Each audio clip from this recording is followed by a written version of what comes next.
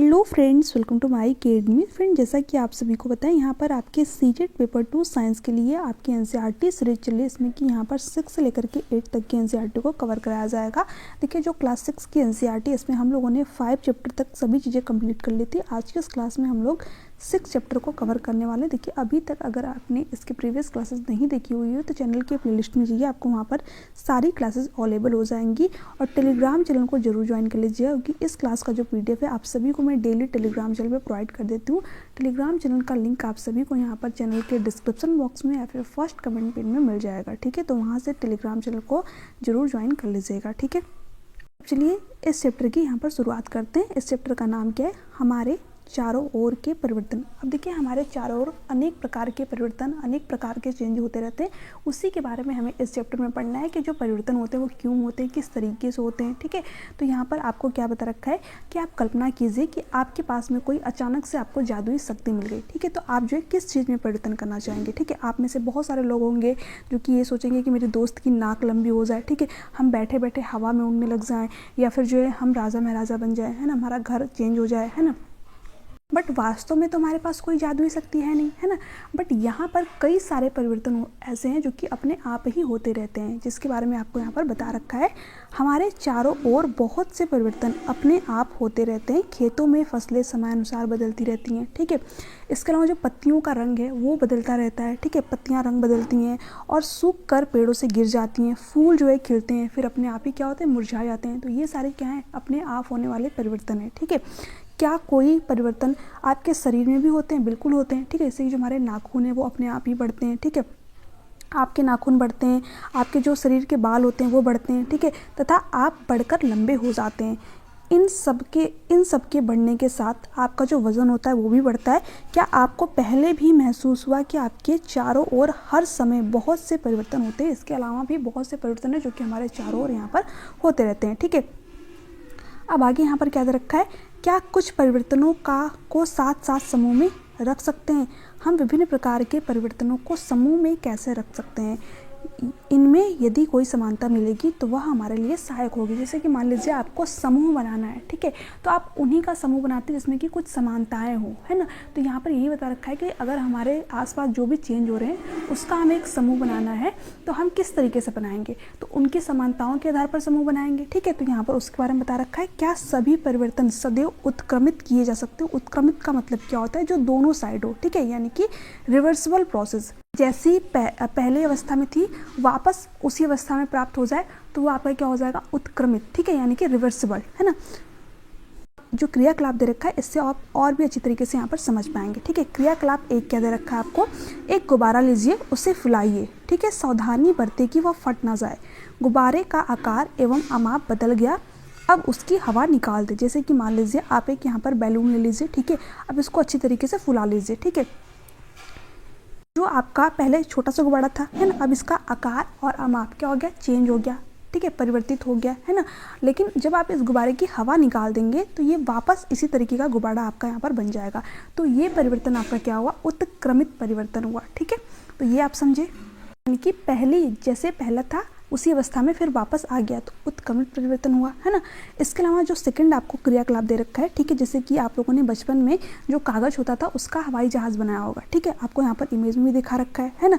तो जब आप इस हवाई जहाज को, मतलब जो प्लेन आपका कागज था, इसको जब आपने मोड़ करके इस तरीके से हवाई जहाज बना दिया, लेकिन जब आप वापस इसी हवाई जहाज को खोलेंगे, ओपन करेंगे, तो फिर आपको ये प्लेन जो है पेज मिल जाएगा। ठीक है, यानी कि सीधा कागज आपको यहाँ पर मिल जाएगा। यानी कि ये भी परिवर्तन आपका क्या हो गया? उत्क्रमित परिवर्तन हो गया। जैसा पहले था आपने इसको जब ओपन किया तो फिर से इस तरीके का कागज आपको यहाँ पर मिल गया। ठीक है, तो ये भी परिवर्तन आपका क्या हो जाएगा? उत्क्रमित परिवर्तन हो जाएगा। इसके बाद में जो क्रियाकलाप थॉट दे रखा है, ये यहाँ पर क्या दे रखा है? जैसे कि आप सभी जो है घर में रोटियाँ बनाते होंगे, है ना।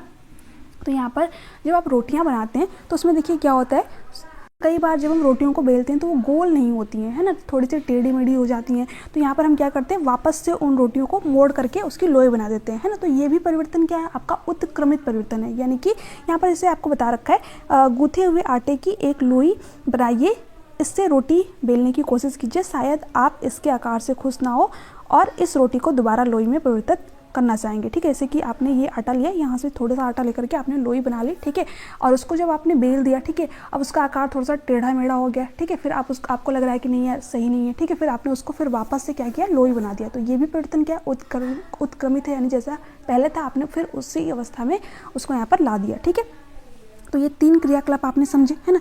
तो तीनों परिवर्तन क्या है, यहाँ पर जो आपने बैलून वाला एग्जाम्पल देखा है, यहाँ पर जो हवाई जहाज़ वाला एग्जाम्पल देखा है, ठीक है, इसके अलावा जो आटा और लोई का एग्जाम्पल देखा है, ठीक है, ये तीनों परिवर्तन क्या है, रिवर्सिबल है। ठीक है, आप इसको पुनः उसी अवस्था में ला सकते हैं। ठीक है, अब यहाँ पर क्या दे रखा है, क्या यह संभव है कि गुब्बारा अपने पूर्व आकार और आप में वापस आ जाएगा? बिल्कुल आ जाएगा। मैंने आप लोगों को बताया कि अगर उसकी हवा निकाल दे तो वापस वो उसी आकार में आ जाएगा।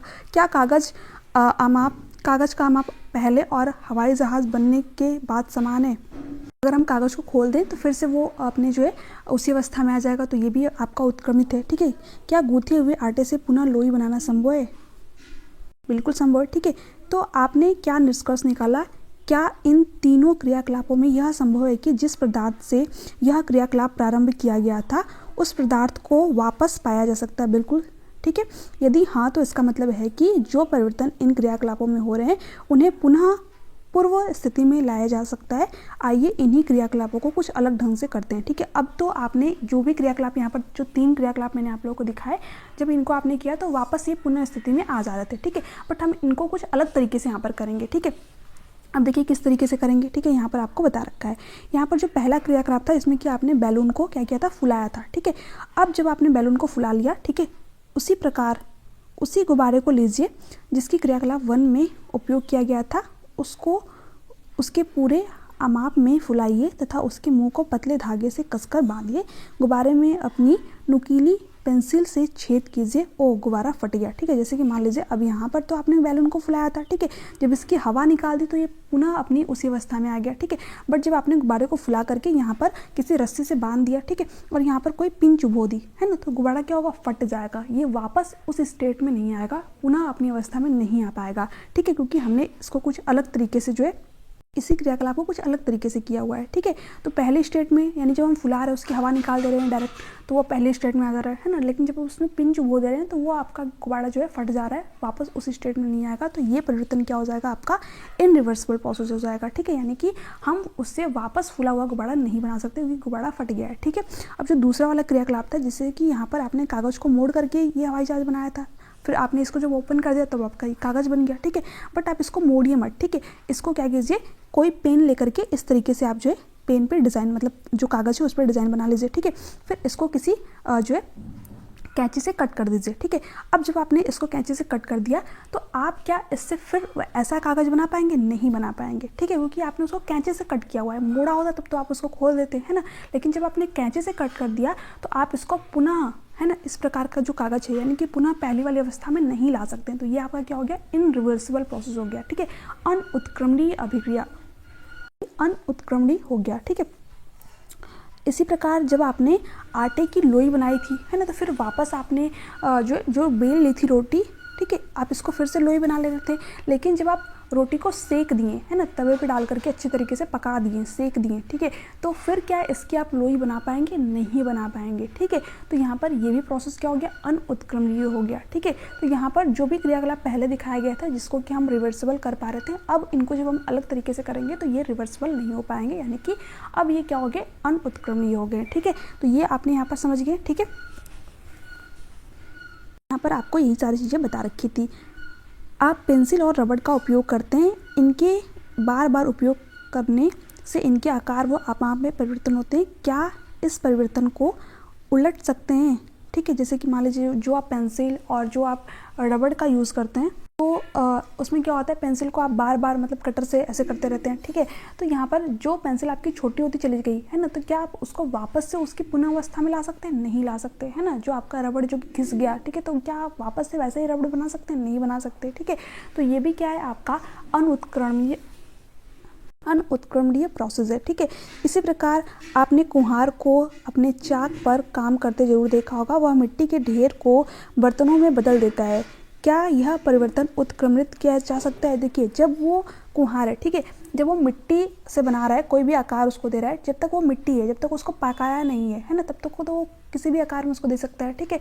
लेकिन जब उसने मिट्टी के बर्तन को पका दिया है ना, तब वो क्या हो जाएगा, आपका अनुत्क्रमणीय हो जाएगा, है ना। जब तक मिट्टी है तब तक आपका उत्क्रमणीय है ना, क्योंकि उसको पहली अवस्था में लाया जा सकता है, ठीक है। अब मिट्टी के बर्तन को भट्टी में सेकता है, ठीक है। तो क्या अब इससे परिवर्तन को उत्क्रमित किया सकता है? नहीं, ठीक है। जब वो बर्तन सिक गया आपका, ऐसे जो रोटी थी जब वो सिक गई थी तो उसके बाद में वो आपका अनुत्क्रमणीय हो गया था। इसी तरह जो मिट्टी का बर्तन है जब वो सिक गया भट्टी में, है ना, तब वो आपका क्या हो जाएगा, वो अनुत्क्रमणीय हो जाएगा, ठीक है।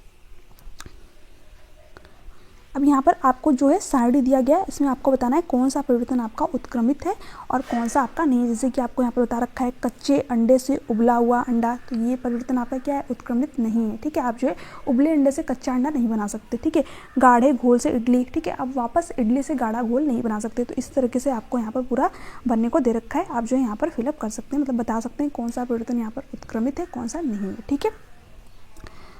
जैसे कि यहाँ पर आपको दे रखा है जमी हुई आइसक्रीम से पिघली हुई आइसक्रीम, तो जो आइसक्रीम है फिर इसको वापस से आप जमा सकते हैं, ठीक है। तो इस तरीके से आपको यहाँ पर बताना है ना। अब आगे देखिए यहाँ पर क्या दे रखा है, क्या परिवर्तन करने के अन्य तरीके हो सकते हैं, ठीक है। हम सभी ने मिट्टी को खोदने वाले औजार देखे होंगे।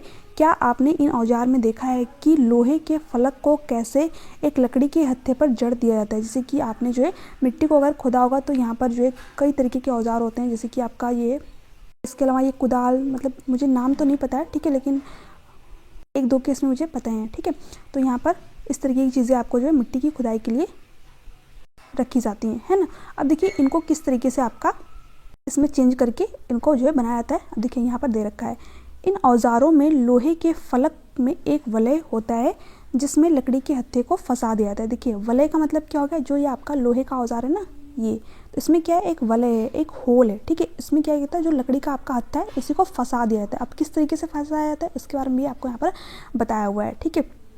साधारणतः इस वलय का अमाप लकड़ी के हत्थे के घेरे से थोड़ा छोटा होता है, ठीक है। अब देखिए जो आपका ये लकड़ी का हत्था है ना, इससे क्या होता है, ये जो वलय होता है आपका, इसका आकार थोड़ा सा छोटा होता है ना। तो यहाँ पर छोटा है तो इसमें जो आपका लकड़ी का है हत्था वो तो जाएगा नहीं, है ना। तो इसके लिए क्या कहता है, इसको आपका थोड़ा सा हीट दिया जाता है, गर्म दिया जाता है। तो गर्म मतलब जब इसको गर्म किया जाता है जो वलय है, तो ये क्या होता है, हल्का सा फैल जाता है ना। तो फैलने के बाद में इसमें जो है आपका लकड़ी का हत्था फंसा दिया जाता है और उसके बाद में ये आपका ठंडा होकर के सिकुड़ जाता है, ठीक है। तो इस तरीके से आपका ये निकलता नहीं है और ये आपका पूरा औजार बन करके तैयार हो जाता है, ठीक है। तो यहाँ पर आपको पूरा प्रोसेस भी बता रखा है, ठीक है। अब देखिए यहाँ पर दे रखा है, साधारणतः इस वलय का अमाप लकड़ी के हत्थे के घेरे से थोड़ा छोटा होता है। हत्थे के वलय में फंसाने के लिए वलय को गर्म करते हैं, जैसे कि मैंने आप लोगों को बताया कि यहाँ पर जो वलय होता है इसको क्या करते हैं, गर्म करते हैं, ठीक है। फिर इसके बाद में इसमें लकड़ी का जो हत्था होता है इसको फंसा देते हैं, है ना। फंसाने के बाद में इसको ठंडा होने के लिए छोड़ देते हैं और ये आपका आपस में चिपक जाता है, ठीक है, जिससे उसका आकार बड़ा हो जाता है, फैल जाता है, ठीक है। अब हत्था आसानी से इसमें जड़ दिया जाता है।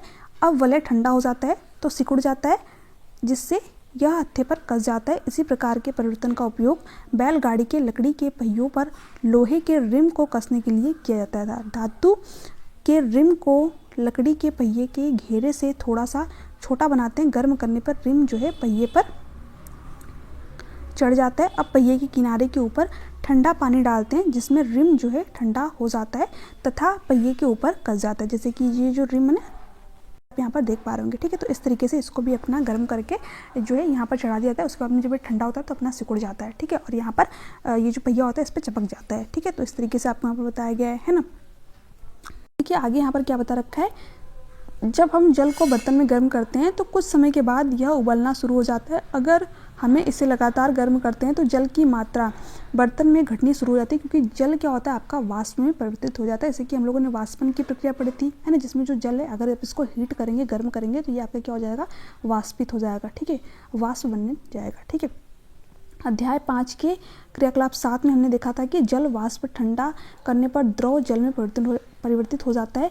हम सभी ने बर्फ को पिघलते हुए देखा है। गर्म करने पर बर्फ पिघलती है, यह किस में बदल जाती है। क्या इस जल को वापस बर्फ में बदल सकते हैं? बिल्कुल बदल सकते हैं। जो जल है, ठीक है, इससे आप क्या कर सकते हैं, वापस बर्फ बना सकते हैं, ठीक है। और बर्फ से वापस क्या कर सकते हैं, आप यहाँ पर जल बना सकते हैं। तो ये क्या आपका कैसा प्रोसेस है, उत्क्रमणीय है, ठीक है, यानी कि जल से जो पानी आपका, इससे आप वापस बर्फ बना सकते हैं और बर्फ से क्या बना सकते हैं, पानी बना सकते हैं। ठीक है, तो ये आपका उत्क्रमणीय प्रक्रिया है। ठीक है, तो ये आपको ध्यान में रखना है ना। अब आगे यहाँ पर देखते हैं क्रियाकलाप 7। ठीक है, एक छोटी मोमबत्ती लेकर उसकी लंबाई स्केल से मापे, इसे एक उचित स्थान पर लगाकर जलाएं, कुछ समय तक इसे जलाने दें, मोमबत्ती को बुझा दें तथा पुनः इसकी लंबाई मापें। जैसे कि मान लीजिए जब आप कोई कैंडल वगैरह जलाते हैं, ठीक है, तो इसकी जो लंबाई जलाने से पहले आपने माप रखी है, ठीक है, कितनी है लंबाई। ठीक है, फिर उसके बाद जब आप इसको जला रहे हैं तो इसकी जो लंबाई है वो क्या होगी, घट जाएगी, है ना, क्योंकि यहाँ पर आपका क्या होता है, कुछ गैसेस वगैरह निकलती हैं, उसके बाद में ये जो आता है आपका, ठीक है, मोम जो होती है वो पिघल जाती है यहाँ पर, है ना, तो इसकी लंबाई घट जाती है। ठीक है, क्या मोमबत्ती की लंबाई परिवर्तन को उत्क्रमित किया जा सकता है?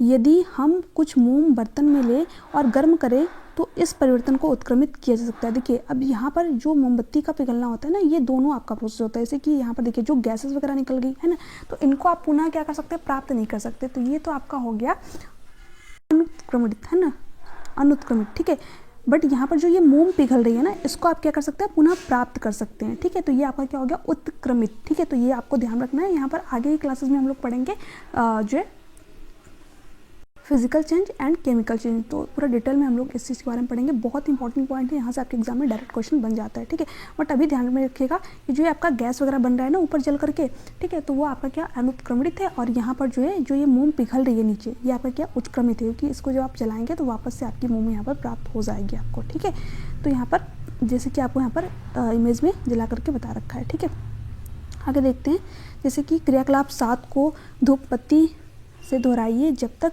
यह पूरी तरह से जले, प्रतीक्षा करें। धूप बत्ती में क्या परिवर्तन दिखाई देते हैं? धूप बत्ती जलने पर कुछ नए पदार्थ बनाती है, ये कुछ राख तथा गैस के रूप में है। हम इन गैसों को देख तो नहीं सकते, परंतु इनकी मन भावन सुगंध के कारण उन्हें महसूस कर सकते हैं। क्या इस परिवर्तन को उत्क्रमित किया सकता है? जैसे कि मान लीजिए जो धूप बत्ती होती है ना, जो पूजा करते हैं तो आप जलाते हैं, ठीक है, तो उसमें जो आप धूप बत्ती चला रहे हैं तो वो क्या होगी, आपकी राख में परिवर्तित हो जाएगी। ठीक है, तो क्या आप राख को पुनः धूप बत्ती बना सकते हैं? नहीं बना सकते। तो ये परिवर्तन आपका क्या है, अनुत्क्रमित परिवर्तन है। ठीक है, या फिर जो उसमें आपकी गैसेस वगैरह निकल रही हैं, ठीक है, आप इसको देख तो नहीं सकते, बट जो उसकी सुगंध होती है ना, उसके थ्रू आप जानते हैं कि हाँ धूप बत्ती यहाँ पर जल रही है। ठीक है, इसी प्रकार जो माचिस की तीली होती है ना, जब आप इसको जला देते हैं, जो उसके ये आपका रेड फॉस्फोरस होता है, उसके ऊपर जो कांच का पाउडर होता है, ठीक है, जैसे कि आपकी माचिस को जो तीली होती है जो यहाँ पर लगा होता है आपका, ठीक है, तो यहाँ पर क्या होता है, कांच का चूड़ होता है, रेड फॉस्फोरस होता है। ठीक है, जब आप इसको घिस रहे हैं, जला रहे हैं, ठीक है, जब माचिस की तीली जब आपकी जल गई है ना, तो क्या आप इसको पुनः उसी तरीके से प्राप्त कर सकते हैं? नहीं प्राप्त कर सकते। तो ये भी क्या है, आपका अनुत्क्रमणीय है। ठीक है, तो ये भी आपको यहाँ पर ध्यान में रखना है। ठीक है, इसी तरह आपको आगे क्या रखा है, अभी तक हमने परिवर्तनों को नियत वस्तुओं या इनके पदार्थ पर देखा। जब दो पदार्थ एक मिश्रण के रूप में हो तब होने वाले परिवर्तन किस प्रकार के होंगे? ठीक है, जैसे कि हम लोगों ने अभी जो इसके पहले वाले 4th वाला चैप्टर पढ़ा था, तो उसमें क्या देखा था, जो नमक और जल का घोल था। ठीक है, तो ये आपका क्या हो गया, एक मिश्रण हो गया, नमक और जल का घोल, चीनी और जो है जल का घोल। ठीक है, तो ये क्या आपका मिश्रण है। ठीक है, तो इसको किस तरीके से आपका उत्क्रमित किया सकता है? ठीक है, क्या आपके अनुसार उस समय जल या नमक में कोई परिवर्तन हुआ था? क्या इस परिवर्तन को उत्क्रमित करना संभव है?